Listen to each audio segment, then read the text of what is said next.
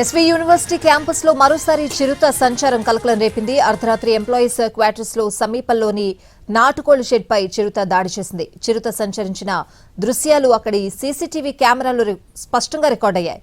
దాడి జరిగిన వెంటనే యూనివర్సిటీ అధికారులు ఆ ఫుటేజ్ ను వన్యప్రాణి శాఖ అధికారులకు అందజేశారు. క్యాంపస్ లో చిరుత మళ్లీ ప్రత్యక్షం కావడంతో విద్యార్థులు, ఉద్యోగులు, సిబ్బంది భయాందోళనకు గురయ్యారు. రాత్రి 7 గంటల నుంచి ఉదయం 7 గంటల వరకు యూనివర్సిటీ రోడ్లలో తిరగడం నిషేధించారు.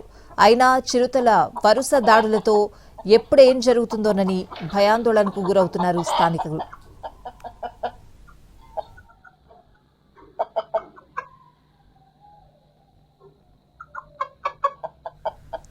ఎస్వీ యూనివర్సిటీ క్యాంపస్ లో మరోసారి చిరుత సంచారం కలకలం రేపింది. అర్ధరాత్రి ఎంప్లాయీస్ క్వార్టర్స్ లో సమీపంలోని నాటుకోళ్ల షెడ్ పై చిరుత దాడి చేసింది. చిరుత సంచరించిన దృశ్యాలు అక్కడి సీసీటీవీ కెమెరాలో స్పష్టంగా రికార్డయ్యాయి.